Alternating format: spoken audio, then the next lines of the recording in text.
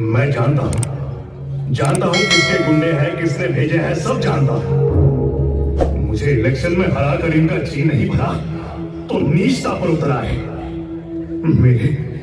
मेरे Bharat Bhushan printing press को आग लगाकर राख कर दिया। मैंने बहुत मेहनत से कमाए हुए पैसों से यहाँ मुंबई में ये प्रिंटिंग प्रेस बनवाया था। उन्होंने कहा जुल्म करने वाले से जुल्म सहने वाला ज्यादा गुनहगार होता है। अन्याय सहने को नहीं, अन्याय का प्रतिकार करने को कहा। हक मान के नहीं, छीन के लेना होता है। मानने से तो भीख मिलती है। सम्मान और आत्मसम्मान के लिए जंग लड़नी होती है। मामा ने पाला पोसा, यही बहुत है। मैं पढ़ाऊंगा तुम्हें रामू। नहीं नहीं बाबा नहीं, आप ही पढ़ लेना मेरे हिस्से का। मुझे तो सिर्फ आपको पढ़ते हुए देखना है, बहुत बहुत पढ़ते हुए देखना है, मामा जी की तरह। हाँ, मैं बहुत पढ़ूंगा अपने समाज के हालात बदलने के लिए, और तुम्हें भी पढ़ाऊंगा जैसे महात्मा ज्योतिबा फुले ने उनकी पत्नी सावित्रीबाई को पढ़ाया। अब ये महात्मा ज्योतिबा फुले कौन है? संघर्ष और अधिक संघर्ष। और अभी तक उस तालाब का पानी नहीं पिया था तो हम मर नहीं गए। तो किस लिए गए थे उस तालाब पर, जान जोखिम में डालकर? हम अपवित्र नहीं, हम भी इंसान हैं ये बताने के लिए। अरे कुत्ते, बिल्ली, जानवर उस तालाब का पानी पी सकते हैं पर हम इंसान नहीं था। लेकिन 500 महार सैनिक 25,000 सैनिक से भिड़ गए। इसी शिरूर गांव के भीमा नदी के बगल में बड़ू बुजुर्ग में हमारे छत्रपति संभाजी महाराज को षड्यंत्र कर टुकड़े टुकड़े करके फेंक दिया गया। भीमा कोरेगांव। मेरा यह अध्यक्षीय भाषण ना होने दे तब भी चलेगा, पर ध्यान से सुन लो। इस लिखित भाषण का वाक्य तो छोड़ो, मैं कॉमा और फुल स्टॉप भी नहीं बदलने वाला हूं। आप तो मेरे इस छोटे से ग्रंथ से डर गए।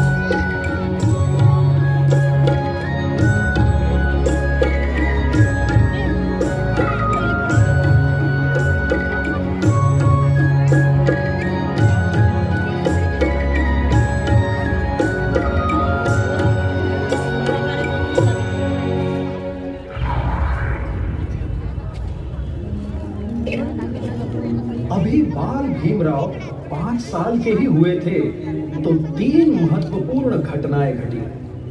एक तो उनकी मां भीमाबाई का देहांत हो गया। इसी साल उन्हें दापोली की प्राइमरी स्कूल में दाखिल कराया गया और स्कूल में उनका नाम भीमराव सबकाल से भीमराव अंबावड़ेकर हो गया। अंबावड़े उनके गांव का नाम था। फिर उनका परिवार सातारा में आ गया तो सातारा के स्कूल में उनका नाम अंबावड़े से अंबेडकर हो गया। उनके एक अंबेडकर नामक ब्राह्मण शिक्षक ने उनके नाम को बदला। इसी साल रमाबाई का जन्म हुआ। हाँ, ये वही रमाबाई है जिनके साथ भीमराव की शादी हुई।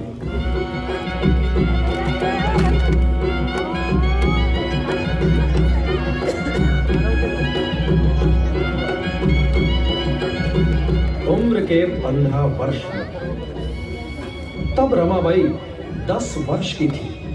भीकू और रुक्मिणी धोत्रे वलंगकर की बेटी रमाई। जहां साप्ताहिक बाजार लगता था वही शादी हुई, क्योंकि उस दिन बाजार नहीं था, मगर हाँ, बारिश जरूर हो रही थी।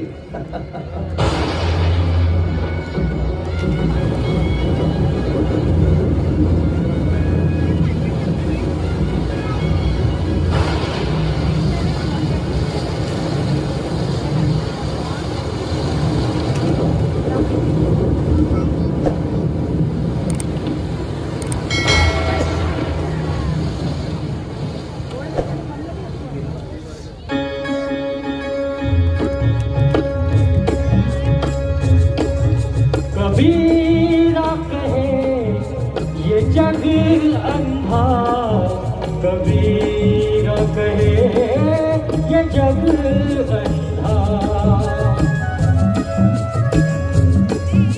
कबीरा कहे ये जग अंधा, कबीरा कहे ये जग अंधा।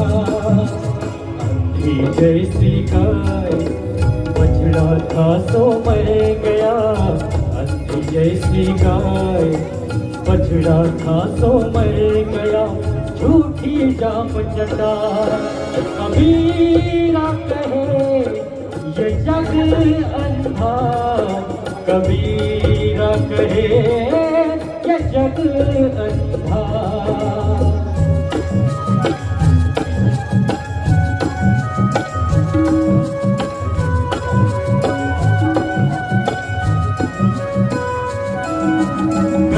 घटा कहलानी साधो, गगन घटा कहलानी साधो, गगन घटा कहलानी। पूरब दिशा से उठी है बदरिया, ओ पूरब दिशा से उठी है बदरिया। झिम झिम बरसत पानी, झिम झिम बरसत पानी। पूरब दिशा से उठी है बदरिया, झिम झिम बरसत पानी, ओ झिम झिम बरसत पानी। अंधी जैसी गाय बछड़ा था तो मर गया, झूठी जाम चटा। कबीरा कहे ये जग अंधा, कबीरा कहे ये जग अंधा।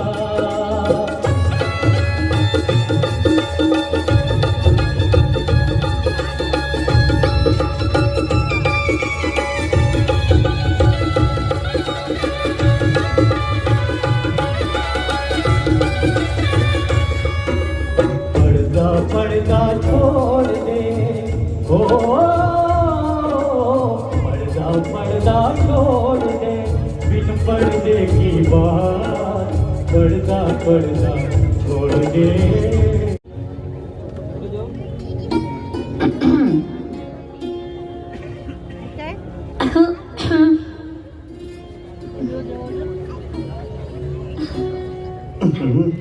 क्या है? आपकी पसंद के कांदे पोहे खा लीजिए, वरना पढ़ते ही रह जाएंगे, हमेशा की तरह भूल जाएंगे और पोहे भी ठंडे हो जाएंगे। हाँ हाँ खाता हूँ। सुनो जी जी, ये क्या कहते हैं आप? मेरा नाम रमा है। अच्छा, मुझे तो पता ही नहीं। मैं तुम्हें रमा नहीं, रामू कहूंगा। रामू? क्यों, पसंद नहीं? अच्छा है रामू। मैं भी ना आपको साहब बुलाऊंगी। साहब? हाँ, साहब की तरह दिन रात जो पढ़ते ही रहते हैं आप तो मैट्रिक की परीक्षा भी पास हो गए। अपने समाज में इतना कोई नहीं पढ़ा, आप पहले हैं। कितना बड़ा सत्कार हुआ आपका। वो दादा केलुस्कर गुरुजी ने तो आपको उनका लिखा हुआ ग्रंथ भी भेज दिया है ना? हाँ, ये गौतम बुद्ध का चरित्र है। मैं ये ग्रंथ पढ़कर गौतम बुद्ध से बहुत प्रभावित हुआ हूँ। साहब, एक बात पूछूं? हाँ हाँ, पूछो। ये दादा केलुस्कर गुरुजी ब्राह्मण है क्या? नहीं तो, कुंभी समाज के हैं। गौतम बुद्ध भी कुंभी समाज के थे। लो, तुम भी पढ़ो। पढ़ना आता है ना तुम्हें? नहीं, बचपन में ही माँ बाप गुजर गए, कौन पढ़ाएगा? मुझसे भी छोटे भाई बहन थे, गौरा और शंकर। मामा ने पाला पोसा, यही बहुत है। मैं पढ़ाऊंगा तुम्हें रामू। नहीं बाबा, नहीं। आप ही पढ़ लेना मेरे हिस्से का। मुझे तो सिर्फ आपको पढ़ते हुए देखना है,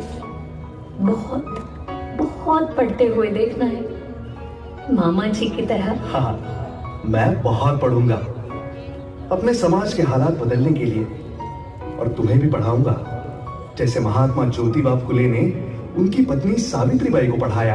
अब ये महात्मा ज्योतिबा फुले कौन है? ये बहुत बड़े क्रांतिकारी महापुरुष हो गए, पिताजी के दोस्त थे।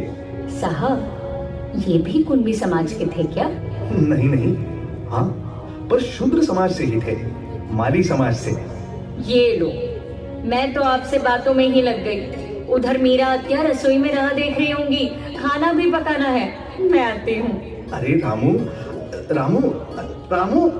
अरे सुनो तो। अब क्या है? आप पढ़िए ना।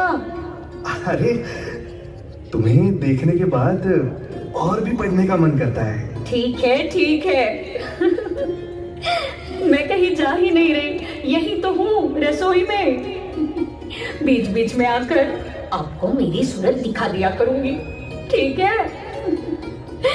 चलिए, पढ़िए।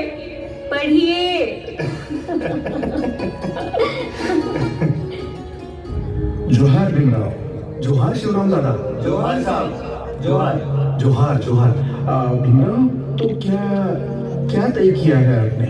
महाड़ के चवदार तालाब का सत्याग्रह तो 19-20 मार्च को ही होगा। यह मानव मुक्ति के इतिहास का सबसे बड़ा संग्रह होगा, फ्रेंच की क्रांति से भी बढ़कर। मुझे लगता है कि हम इसका आगाज ऊना के भीमा कोरेगांव के विजय स्तंभ को मानवंदना देकर करें। मैं वहां 1 जनवरी 1927 को ही आपकी अध्यक्षता में एक सभा बुलवाता हूँ। ठीक रहेगा। अंग्रेज शायद भूल गए, उन्हें याद दिला दे कि हम महार मार्शल रेस के लोग हैं, और उन्होंने मतलब निकल गया तो पिछले साल मिलिट्री से महार रेजिमेंट बंद करा दी। हमें फिर से उसे शुरू करना होगा। ठीक है, आप पक्का करिए, 1 जनवरी, इससे अच्छा दिन नहीं होगा।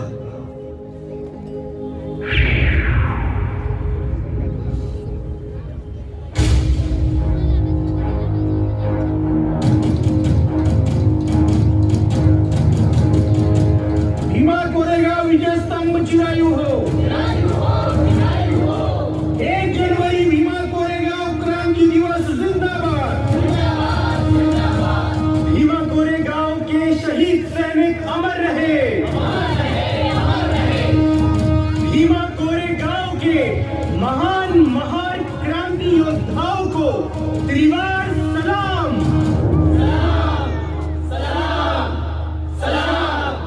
साथियों, मैं चाहूंगा कि आने वाले समय में हमारे समाज के होने वाले नेता भीमराव अंबेडकर अपना अध्यक्षीय मार्गदर्शन करे।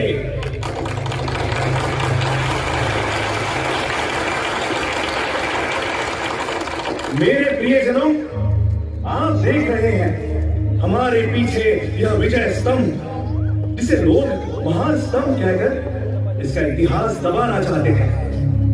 हर साल 1 जनवरी को मिलिट्री की एक बटालियन, महार बटालियन, यहां आकर शहीद सैनिकों को मान वंदना देती थी।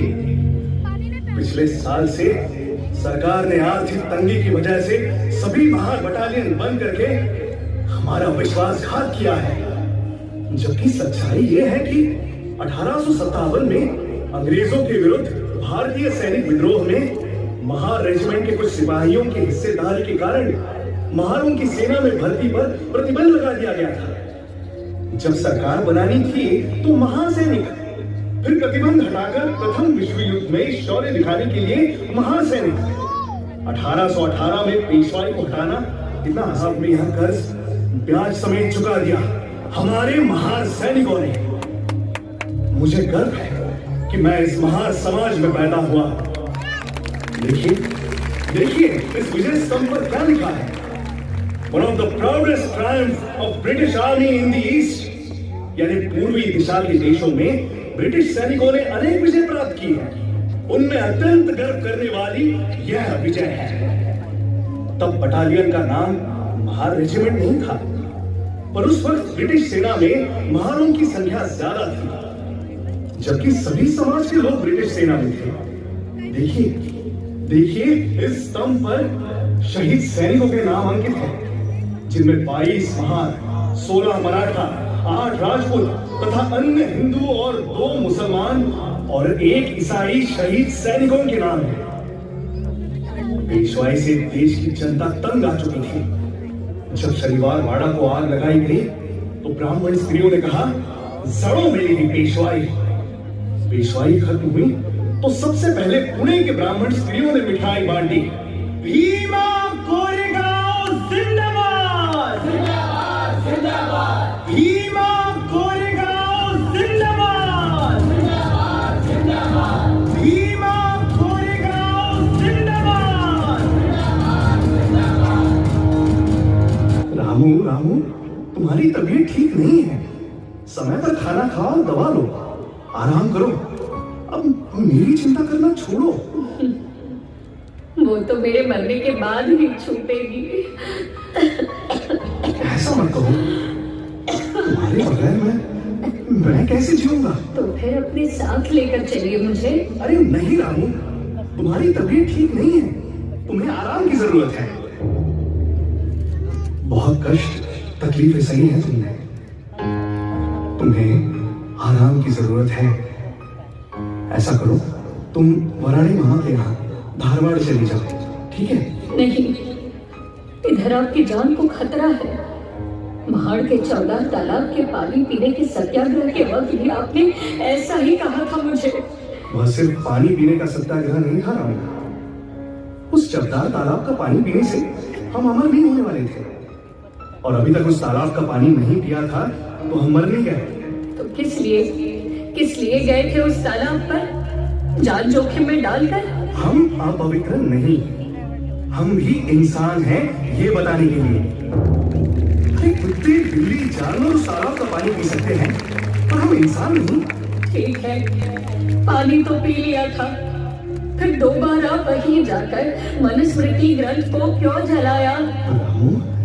इसी मनुस्मृति ग्रंथ के आधार पर सनातनियों ने तालाब का शुद्धिकरण किया, क्योंकि हमारे छूने से तालाब अपवित्र हो गया था ना। इसीलिए यज्ञ विधि कर तालाब में गोमूत्र, गोबर आदि पंचगव्य डाला गया। इसीलिए मैंने मनुस्मृति को जला डाला। यह सिर्फ ग्रंथ नहीं, भेदभाव पर आधारित कानून की किताब है। इसीलिए सभी सनातनी आपकी जान के दुश्मन बन गए हैं। नहीं रामू, तुम देखती नहीं कितने सनातनी मेरे मित्र भी हैं। वे जानते हैं मैं उन्हीं के भले के लिए, इंसानियत के लिए ये कार्य कर रहा हूँ। आप सनातनियों से भी गुस्सा हो और अंग्रेजों से भी और गांधी जी से भी। आपको तो खून से लिखे हुए खत आते हैं धमकियों से भरे हुए। आपको कुछ हो गए तो हमारा क्या होगा? ऐसा कुछ नहीं होगा रामू।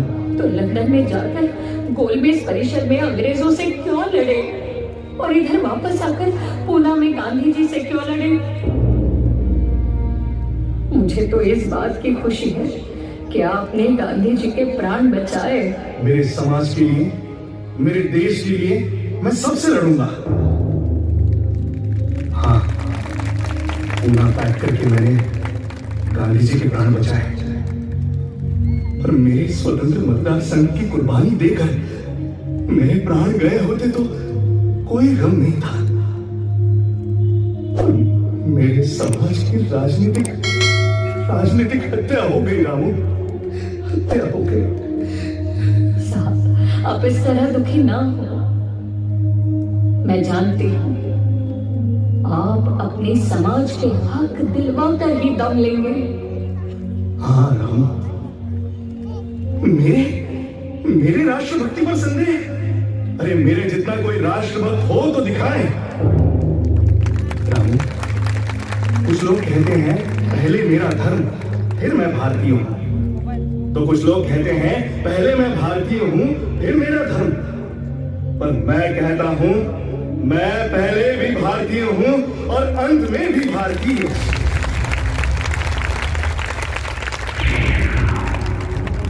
वाह, क्या बात है। मैं प्रथमतः और अंततः भी भारतीय हूं। संविधान सभा के कार्यकलाप में जो डिबेट्स 10 बड़े बड़े ग्रंथों में समाहित है, उन्हें पढ़ने के बाद हम समझ पाते हैं भारतीय संविधान और बाबा साहेब भीमराव अंबेडकर की राष्ट्रभक्ति को। आई साहेब रमाई, बाबा साहेब की चिंता में डूबी रामू, त्याग मूर्ति रमाई। दीर्घ बीमारी के चलते 9 मई 1935 में बाबा साहेब को अकेला छोड़ चल बसे। और एक बेटी भी थी, पर एक के बाद एक चारों चल बसे। गरीबी गुनाह हो गई। किन किन दुखों से गुजरा है ये युग नायक, कहा नहीं जाता सहा कैसे होगा उन्होंने। फिर भी समानता के लिए जाति अंत की लड़ाई उन्होंने कभी रोकी नहीं। अपने दुखों को परे रख समाज के दुख मुक्ति को सर्वतोपरि माना। कितनी डिग्रियां हासिल की, विदेशी बड़े विश्वविद्यालयों से लॉ की डिग्री, और इकोनॉमिक्स में तो उन्होंने महारत हासिल की। उन्हें दुनिया में फादर ऑफ इकोनॉमिक्स कहा जाता है। और इस देश के उनके करोड़ों अनुयायियों के लिए वो इकोनॉमिस्ट कैसे है जानते हो? आम्ही खातो त्या भाकरीवर बाबा साहेबांची सही है। तब भी उनके ऋण से हम मुक्त नहीं हो सकते। बाबा साहेब डॉक्टर भीमराव अंबेडकर आपका कोई सानी नहीं। आप अजूबा हो, अजूबा। एक जिंदगी में इंसान इतना सब कुछ कैसे कर सकता है? इतनी सारी डिग्रियां हासिल करना, 4 अखबार निकालना, सदन में ही नहीं सड़कों पर आंदोलन लड़ना, 3 राजनीतिक पार्टियों का निर्माण करना और विरोधी दल के रूप में उभर कर लाना, सामाजिक सांस्कृतिक संगठनों का निर्माण, दर्जेदार भव्य शैक्षणिक संस्थाओं का निर्माण करना, ढेर सारे बड़े बड़े ग्रंथों का लेखन करना और सैकड़ों भाषण। और ये सब कुछ कम था कि क्या कि दुनिया के सभी संविधानों का अध्ययन कर इस भारत देश का सबसे बड़ा और बेहतर संविधान रचना। एक जिंदगी में इतना सब कुछ करना कैसे मुमकिन है? आपने ये सब डंके की चोट पर किया। आप किसी चमत्कार से कम नहीं हो बाबा साहेब। डॉक्टर बाबा साहेब अंबेडकर जैसे युग नायक को किसी एक जाति का नायक मानना ये उन पर अन्याय जैसे है, जबकि उन्होंने इस देश के सभी जाति धर्म के लोगों के लिए दिलो जान से काम किया है। उनके जीवन का एक ही मकसद था, जाति अंत और समता पर आधारित राष्ट्र का निर्माण। आप धन्य हो बाबा साहेब, आप धन्य हो। आपको कोटि कोटि प्रणाम। साहब, वह लाहौर से जात पात तोड़क मंडल के हर भगवान साहब आए हैं। भेजो उन्हें। नमस्ते डॉक्टर साहब। नमस्ते हर भगवान जी, बैठिए। ये लीजिए मेरे भाषण की लिखित कॉपी, इसे छापिए। एनिहिलेशन ऑफ कास्ट, जाति उच्छेद के नाम से। ये मेरा रिसर्च है जो आज तक किसी ने नहीं किया। ये मेरे भाषण की किताब समाज परिवर्तन और राष्ट्र उद्धार के काम आएगी। साहब, इसकी कॉपी कमेटी पढ़ चुकी है। उनका कुछ पंक्तियों पर ऐतराज है। कमेटी का आपसे नम्र निवेदन है कि उन वाक्यों को बदला जाए या निकाल दिया जाए। मिस्टर हर भगवान, आपका जात पात तोड़क मंडल मेरा यह अध्यक्षीय भाषण ना होने दे तब भी चलेगा, पर ध्यान से सुन लो। इस लिखित भाषण का वाक्य तो छोड़ो, मैं कॉमा और फुल स्टॉप भी नहीं बदलने वाला हूं। आप तो मेरे इस छोटे से ग्रंथ से डर गए।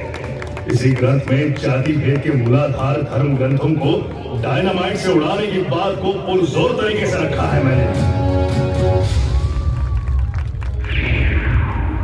बाप रे बाप रे बाप रे, ये तेवर! किताबों से बेइंतहा प्यार करने वाले की ये तेवर! सोचो कितना ज्वालामुखी फटने को तैयार है उनके भीतर। जाति भेद फैलाने वाले जुल्मी पाखंडी ग्रंथों के खिलाफ उन्होंने कहा, जुल्म करने वाले से जुल्म सहने वाला ज्यादा गुनहगार होता है। अन्याय सहने को नहीं, अन्याय का प्रतिकार करने को कहा। हक मान के नहीं, छीन के लेना होता है। मानने से तो भीख मिलती है। सम्मान और आत्मसम्मान के लिए जंग लड़नी होती है। 100 साल की जंग 10 साल में जीत ली। लोगों को आत्मसम्मान और स्वावलंबन सिखा दिया। देखिए ना, उनके बेटे ही नहीं, बेटियां भी कैसी रणरागिनी है। भीमराज की बेटी मैं तो जय भीम वाली हूं। व्यक्तिगत जीवन में बाबा साहब बहुत अकेले थे। हालांकि सारा समाज उन पर जान न्यौछावर करता था। वे भी समाज के उत्थान के कार्य में पूरी तरह विलीन हो चुके थे। लेकिन दिन ब दिन उनकी तबीयत बिगड़ती जा रही थी। बहुत से दुर्धर बीमारियों ने उन्हें घेर लिया था। इसीलिए डॉक्टर और उनके करीबियों ने उन्हें सलाह दी कि उनके देखभाल के लिए समय पर दवा और उनका इलाज करने के लिए कोई अपना करीबी उनके पास रहे। इसीलिए किसी लेडी डॉक्टर से उन्होंने शादी कर लेनी चाहिए। अब उस वक्त उनके समाज में कोई लेडी डॉक्टर तो थी नहीं। फिर डॉक्टर शारदा ने हामी भरने के बाद बाबा साहेब ने 15 अप्रैल 1948 में डॉक्टर शारदा कबीर से शादी की। ये तब का दौर है जब बाबा साहब भारत का संविधान लिख रहे थे। लेकिन संविधान सभा में जाने के लिए कई चुनौतियों का सामना करना पड़ा। बाबा साहब बहुत परेशान हैं और माई साहब यानी शारदा कबीर, जी हाँ, सविता अम्बेडकर, बाबा साहब उन्हें प्यार से शरू कहते थे। उनका ढाढ़स बंधाती है। आप दुखी ना हो, अपने पुलिस कंप्लेंट कर दी है, उन्हें घर पकड़े जाएंगे। पर मेरा नुकसान तो हो गया। गुंडे हैं वो लोग, मैं जानता हूं किसके गुंडे हैं, किसने भेजे हैं, सब जानता हूं। मुझे इलेक्शन में हरा कर इनका जी नहीं भरा तो नीचता पर उतरा है। मेरे भारत भूषण प्रिंटिंग प्रेस को आग लगाकर राख कर दिया। मैंने बहुत मेहनत से कमाए हुए पैसों से यहाँ मुंबई में ये प्रिंटिंग प्रेस बनवाया था। भारत भूषण प्रिंटिंग प्रेस हम फिर से बहुत जल्द ही खड़ा कर देंगे, मुझे विश्वास है। अब आप थोड़ा आराम कीजिए, मैं आपको इंसुलिन लगा देती हूँ। हाँ, वे जोगेंद्रनाथ मंडल जी आ रहे हैं आपसे मिलने, उन्हें मना कर दूं क्या? नहीं, आने दीजिए उन्हें, बहुत महत्वपूर्ण बात करने आ रहे हैं।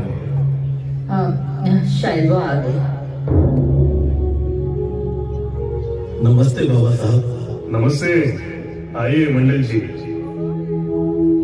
आपको तो पता ही है, मुझे मुंबई प्रांत के मेरे ही मतदान क्षेत्र आयखला परेल से पराजित कर दिया गया। हमारे समाज के लोग अभी भी राजनीतिक दृष्टि से जागृत नहीं हुए हैं। अब हमारे पास केवल एक ही उपाय है। अगर हमें हमारे समाज के हक और अधिकार सुरक्षित करने हैं तो किसी भी हालत में संविधान सभा में चुनकर जाना होगा। मैंने अपने पार्टी शेड्यूल कास्ट फेडरेशन की ओर से भावी भारत का संविधान कैसा हो इसका प्रारूप ही स्टेट एंड माइनॉरिटीज के नाम से भेजा, और उस महत्वपूर्ण दस्तावेज को भी इन्होंने नजरअंदाज कर दिया।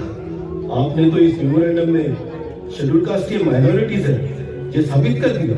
हाँ, माइनॉरिटीज के तौर पर ही हम हमारे हकों को और ज्यादा सुरक्षित कर पाएंगे। सही कहा आपने बाबा साहब। इसीलिए संविधान सभा में हमारे कुछ लोग जरूर होने चाहिए, लेकिन आपके सिवा दूसरा कोई योग्य व्यक्ति हमें नजर ही नहीं आ रहा। इसीलिए बंगाल के नमोशूद्रा चांडालों ने तय कर लिया कि आपको ही हम बंगाल के खुलना जेसोर मतदार क्षेत्र से संविधान सभा में चुनकर भेजेंगे। जोगेंद्र नाथ, आप अकेले विधायक हो अपने दलित फेडरेशन के, कैसे मुमकिन होगा ये? आप भरोसा रखें, मुझे जो भी करना पड़े करूंगा। जीत कर तो आपको ही लाऊंगा। बाबा साहब, चांडाल अपनी जान पर खेल जाएंगे पर आपकी हार नहीं होने देंगे, वचन देते हैं। जोगेंद्र नाथ, मेरे विरोधियों ने मेरे संविधान सभा में चुनकर जाने के सभी रास्ते बंद कर रखे हैं। उन्होंने दरवाजे खिड़कियां ही नहीं, रोशनदान तक के बंद कर रखे हैं। परिंदा तक पर नहीं मार सकता, तो मैं कैसे जाऊंगा? हम बंगाल से सेंध मार कर जाएंगे। जो वह सोच भी नहीं सकते वह हम करके दिखाएंगे। उन्हें गलत फहमी पालने दीजिए। विजय ध्वज तो हम ही फहराएंगे।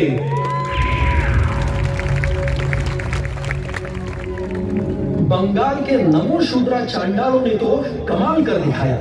उन्होंने बाबा साहब को बंगाल से चुनकर संविधान सभा में भेज दिया। ये सन 46 की बात है और सन 47 में देश आजाद हो गया। साथ ही देश का बंटवारा हो गया।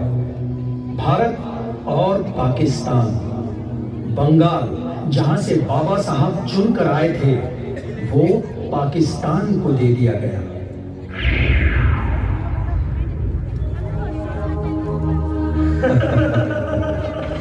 डॉक्टर अंबेडकर, जाओ अब पाकिस्तान में जाकर अपनी राजनीति करो। क्योंकि जहां से तुम चुनकर आए हो वह भारत का हिस्सा नहीं रहा, पाकिस्तान का हो गया है। अब पता चला साजिश किसे कहते हैं। गंदी साजिश। सुनो, इस मामले में ज्यादा बवाल ना उठे। कहो कि ये मुस्लिम बहुल प्रदेश था, इसीलिए पाकिस्तान को दे दिया। लेकिन वहाँ मुस्लिम आबादी तो केवल 3% है। 67% तो चकमा बौद्ध है। वो तो भारत में ही रहना चाहते हैं ना। अरे जरा धीरे बोलो, जो बात दबानी चाहिए उसे उछालो मत। वहाँ 30% हिंदू है, उनका क्या? उन्हें फिर कभी वापस बुला लेंगे हिंदुस्तान में। अब या तो जोगेंद्रनाथ मंडल और डॉक्टर अंबेडकर दोनों पाकिस्तान जाए, या अपनी जीती हुई सीट छोड़कर या भारत में अपनी राजनीति करे।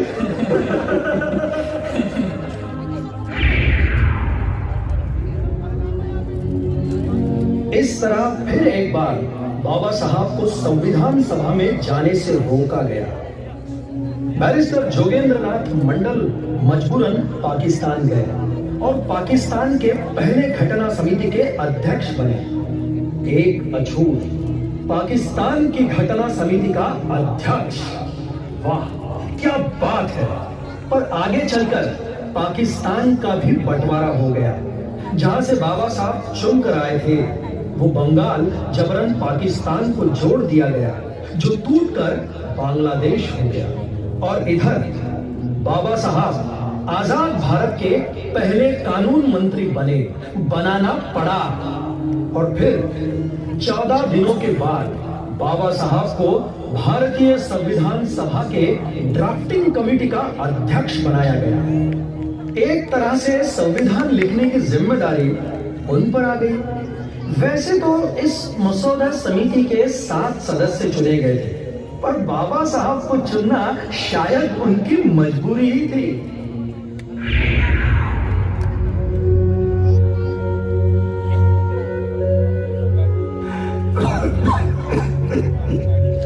पटेल, पंडित, बापूजी, मुझे लगता है डॉक्टर अंबेडकर को आजाद भारत का पहला कानून मंत्री बनाकर हमने सही किया है। पर राजेंद्र प्रसाद, उन्हें मसौदा कमेटी का अध्यक्ष बनाना ही पड़ेगा।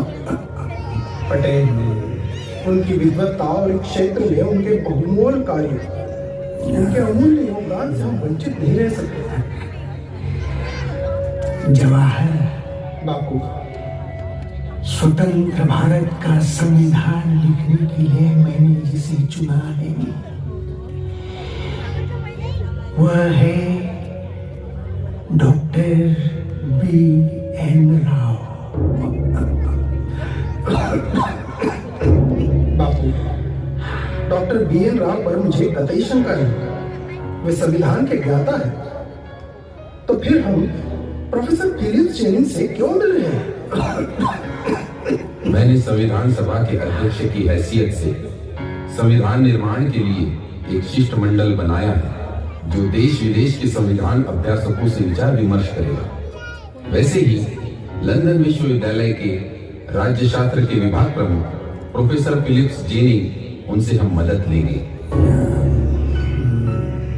Hello everybody, good morning. नमस्ते, कैसे हैं आप लोग? गुड मॉर्निंग फिलिप्स, हम ठीक हैं। हम चाहते हैं आप हमारे देश का संविधान लिखने में हमारी मदद करें। मैं आपको एक सुझाव देना चाहूंगा।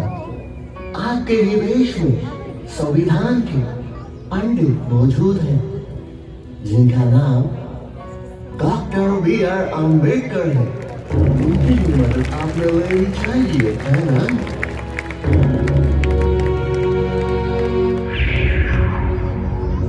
और फिर वो मंगल दिन आ गया। संविधान लिखकर पूरा हो गया। 2 वर्ष 11 महीने 18 दिन लग गए। दुनिया का सबसे बड़ा 315 पन्नों का ये लिखित संविधान है।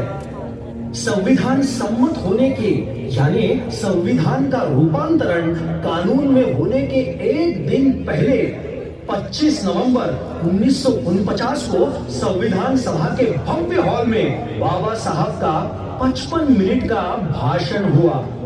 उन्होंने कहा,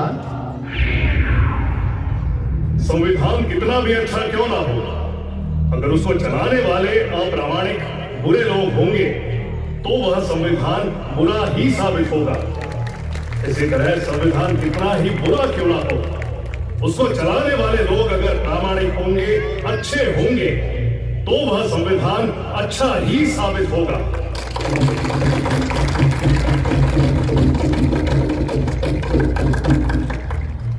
मैं चाहूंगा कि मसौदा समिति के बाकी सदस्य भी अपनी बात रखें। सम्माननीय टी कृष्णमाचारी अपनी बात रखेंगे। महोदय, भारत का संविधान लिखने के लिए डॉक्टर अंबेडकर के साथ जिन 7 सदस्यों की नियुक्ति की गई थी, उनमें से एक सदस्य की मृत्यु हो गई। उनकी जगह किसी और को नहीं दिया गया, वो जगह खाली रही। दूसरे एक सदस्य बहुत दूर अमेरिका में थे, वो कभी आए ही नहीं। उथल पुथल की राजनीति में उलझे रहे। वो कभी भी मसौदा समिति की मीटिंग में भी नहीं आए। उनका इसमें कोई योगदान नहीं। दूसरे 2 सदस्य दिल्ली से काफी दूर रहते थे। ऊपर से उनका स्वास्थ्य भी ठीक नहीं रहता था, तो वो भी कभी उपस्थित नहीं रहे। एक सदस्य ने तो इस्तीफा दे दिया था, तो उनका तो कोई सवाल ही नहीं उठता। उनकी जगह भी खाली रही। तो इस तरह संविधान लिखने की मसौदा कमेटी की सारी जिम्मेदारी अकेले डॉक्टर अंबेडकर पर आ गई और उन्होंने कड़ी मेहनत से पूरी ईमानदारी के साथ भारत के संविधान लिखने का काम पूरा किया।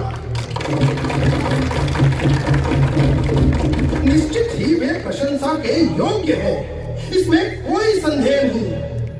हम डॉक्टर अंबेडकर के बहुत ऋणी हैं।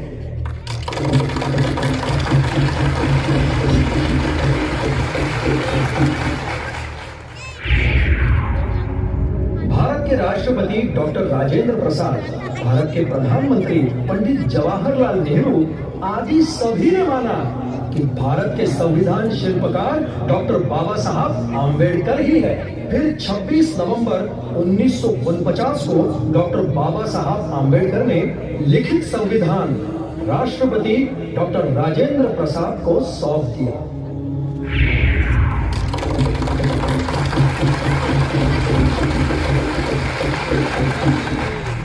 आने वाली 26 जनवरी 1950 को हमारा देश लोकतांत्रिक देश हो जाएगा।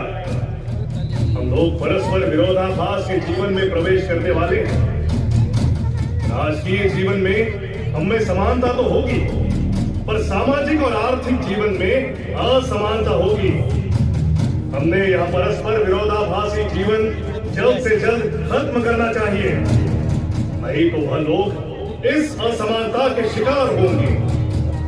वे लोग इस राजकीय लोकशाही इमारत जो बड़े परिश्रम से खड़ी की गई है, उस इमारत को ध्वस्त कर देंगे।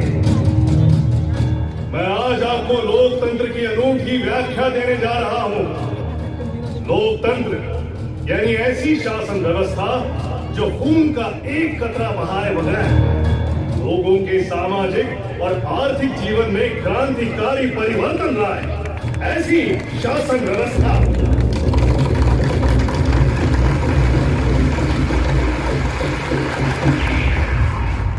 The father of Indian Constitution, Param Pujya Bodhisattva Bharat Ratna Dr. Bhimrao Ambedkar, creator of the world's largest constitution. He was a world-class lawyer, social reformer, economics, and the real dream of India. On this occasion of Constitution Day, Bhim Bajan Dol Dasha Patak honored to perform here. Jai Bhim, Jai Samvidhan, Jai Bharat.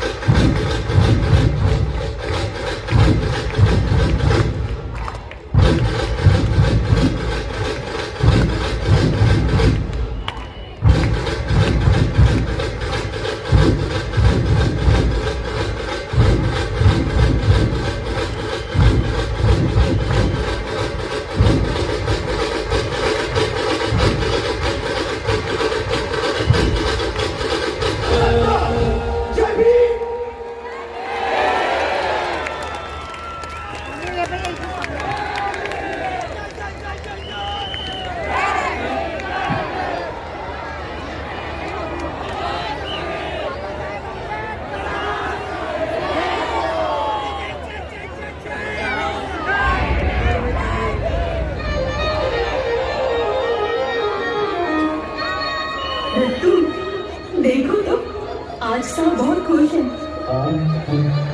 साहब क्या बात है, आज आप बहुत खुश है। पहली बार देखा हूँ आपको इतना खुश। रत्तू, आज मैं बहुत खुश हूँ। ऐसी क्या बात हो रही, मुझे भी तो बताएं। अरे रत्तू, वो संविधान सभा से आ रहे हैं संविधान पूरा करके। आज उन्होंने राष्ट्रपति को संविधान सौंप दिया। वो तो करने वाले थे, इसलिए इतना खुश होने वाली क्या बात है। रत्तू, आज मैंने जमीन पर के आम आदमी को सिंहासन पर बिठा दिया और सिंहासन पर बैठे आदमी को जमीन पर ला दिया। भारत के लोगों को मैंने सार्वभौम सर्वशक्तिमान बना दिया। रत्तू, आज मैं बहुत खुश हूँ, बहुत खुश।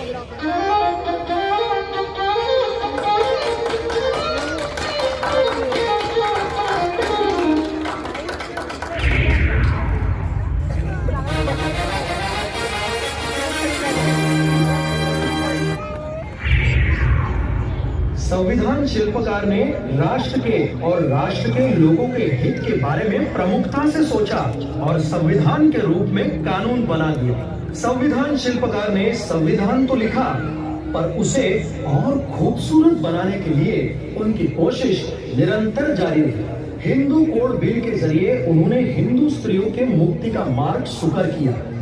एक जिम्मेदारी पूरी हुई तो दूसरी जिम्मेदारी, एक संघर्ष के बाद दूसरा संघर्ष, संघर्ष दूसरों से, अपनों से, अपने आप से, तत्वों के लिए संघर्ष। संघर्ष का नाम तो डॉक्टर भीमराव अंबेडकर है। हाँ, निरंतर संघर्ष की वजह से उनकी तबीयत दिन ब दिन बिगड़ती जा रही थी। अभी तो उनको अपना बड़ा सपना पूरा करना था, संपूर्ण भारत को बौद्धमय करना, यानी संपूर्ण भारत को समता, ममता, करुणा, बंधुता, मैत्री के तत्वों से सराबोर कर देना। ऐसा सपना तो एक बोधिसत्व ही देख सकता है, जिसका मन मैत्री से लबालब हो। बोधिसत्व बाबा साहेब डॉक्टर भीमराव अंबेडकर ने इसी ऐतिहासिक नाग नगरी नागपुर की दीक्षा भूमि में अपने लाखों अनुयायियों को बौद्ध धर्म की दीक्षा दी। दुनिया को युद्ध नहीं, बुद्ध चाहिए। बुद्ध ही दुनिया को दुख मुक्ति का मार्ग दिखा सकते हैं। चलो चलो बोधिसत्व बाबा का सपना पूरा करें।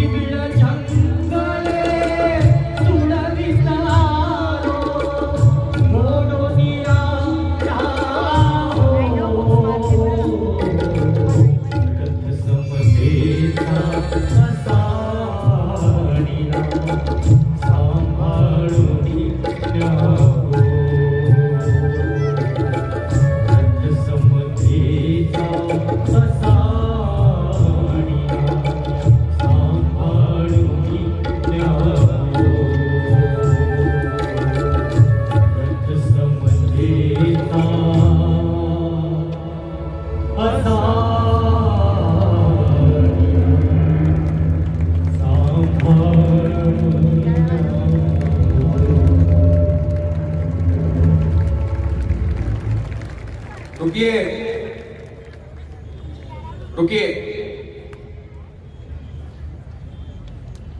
अभी तक हमारा संघर्ष खत्म नहीं हुआ है।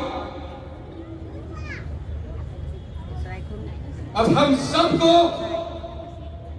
एक होकर ये संघर्ष करना होगा और इसीलिए आप सभी को मेरा अंतिम संदेश है और वो संदेश ये है संघर्ष संघर्ष